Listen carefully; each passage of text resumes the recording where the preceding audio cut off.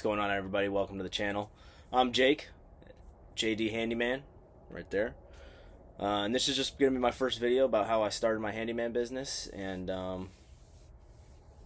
yeah, just what it would look like if you wanted to do it, or what do I think as I'm starting it up. You know, if you go on YouTube, there's a lot of guys talking about how to do it and how they would start. They're already way further down the road. I just started maybe a couple months ago, so I kind of thought it would be cool and necessary to have a YouTube channel while you're doing this kind of work, but also be cool to see my journey as I try to build this thing up and make it work. So yeah, like I said, I started it a couple months ago, November 2025. It's now January. We're in the new year. The first thing I started off with was just $5 advertising on Craigslist. Hey, I'm a handyman. I charge $25 an hour, and that was pretty much it. You know, I did a lot of research beforehand into what I'm allowed to do. I'm an electrician in the Navy by trade, so I'm comfortable doing that kind of work, but there's definitely limits to what I can do legally because of liability. I'm here in California, so their laws are going to be different. You know, the laws are different state to state, but also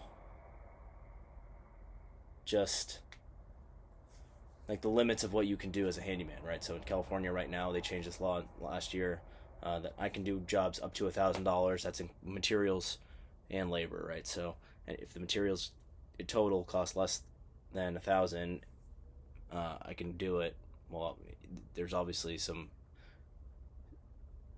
within reason there, right? Because if the materials are worth 1,000 and then I charge labor, now I'm over that. Now I'm illegal, and I've really tried to stay within the bounds of the law. Here, there's a lot of people that clearly aren't. If you see them on YouTube or on the reels or whatever, because yeah, if you go over 1,000, then you need to be licensed and go through all that stuff. Which, for me right now, I haven't been ready to financially commit to this business. It's more of a side hustle, you know, just trying to make some extra money on the side. So, and it's pretty good if you're somebody like me who likes working with their hands. I've always done that kind of, you know.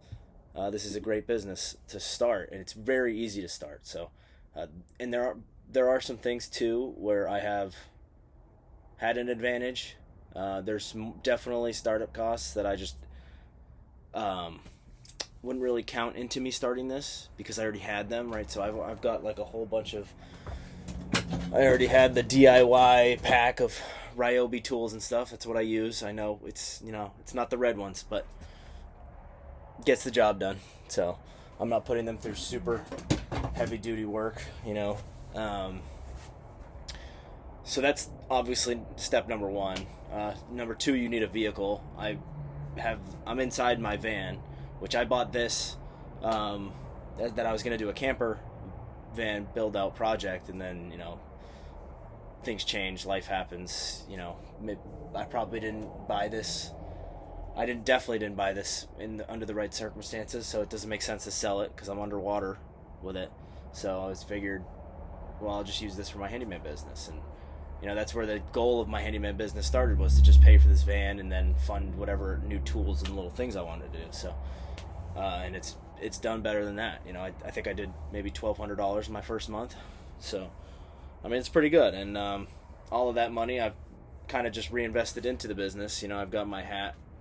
With my logo here, just simple stuff, business cards. You know, the van's not wrapped or anything. Maybe at some point I'll probably do it, just because, you know, that's good marketing and stuff. But I'm doing this more. You learn the business side of it. You know, you have to set up your Google profile. You got to set up all your social media and things like that. You know, I use the Jobber software from the Handyman on YouTube, right? That guy, he really gives all the information on the right way to do it, I think. And so yeah, I mean, you can use the referral codes from people. I don't have any, and you know, but I'm sure they're out there. You can get your first month's 30% off or something crazy, you know, something decent, and that's really a big commitment. But honestly, you don't need it. You know, I've done all cash so far. Has it been helpful? And yes. Does it make things look professional? Yes, but I mean, I don't think people are expecting that as a handyman. You know, people aren't expecting you to show up with all this crazy equipment. all this super high tech stuff. Um, they're hiring you to just be in and out, get the job done, get it done quick at a good cost. So, I'm trying to think of anything else, but I mean, that's pretty much it. That's all you need. And then just the willingness to learn and work. That's it. And you're not going to get, I mean, you're not going to make a ton of money doing this. I've been thinking about how to scale it, and I think the only way to do it is to get all the other handyman people in your city or wherever you're at, to join up together, so that, because handyman, you don't charge as much as the other trades, so you need a large volume of work to justify having employees and going bigger, right? So if you're in a competitive market, I'm here in San Diego, and it's pretty competitive. I mean, there's definitely 3 or 4 guys that are just really dominating the space right now, but I think I can beat them in terms of the digital side of things. Maybe that's a naive and arrogant of me, but we'll see. I'm approaching this from a different angle of I'm just seeing what I can do. I don't need it to live, so it's kind of interesting. Maybe I get to take more risks that they can't, kind of thing like that. So yeah, and I think that's pretty much it. Like I said, I'm here in San Diego, so there's definitely, like, if you're in rural America and there's 1,000 people in your town, this is definitely going to be a much harder thing. You're not going to get the same numbers. I mean, you can still do it, but I'm getting a solid 3 or 4 new leads a month just from Craigslist. Social media, like Instagram's been okay. Haven't gotten anything from Facebook yet. But as you start to build those out, I believe in this area, I'll get a lot more attention. If you're in a rural place, that's going to be a lot harder. You're going to have to do even maybe more activity to get even close to the same amount of work. So just keep that in mind. Yeah, things I've looked into already. I don't have insurance yet. I've gotten the quotes, but for me right now, it doesn't make sense to buy the whole annual premium or anything like that. Is that risky? Yes, but I communicate that with the clients. I say, hey, look, I'm not insured, so you all the liability remains with you, right? I'm covered through my day-to-day job in terms of health-wise and things like that.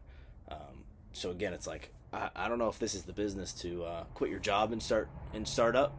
Definitely more of a transitionary thing where you have to get this thing going if you were going to do it full time.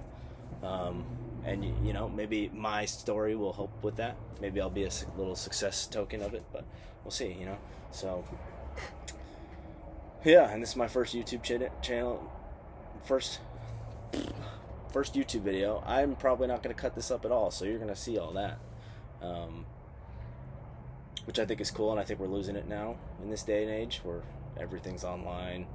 You have to be online if you want attention and to build your business and to really do anything, right? So but maybe this will be a little more authentic, yeah. And if you like where this is going, if you want to see my journey on this, if you could subscribe, like the video, and if you have any questions for me, leave them in the comments and I'll definitely answer, because I'm small. So if you're one of the 10 people watching this in the early days or something, you have the opportunity to be an early subscriber. That's pretty cool. So I think that's all I got. Yeah, best of luck out there to everybody.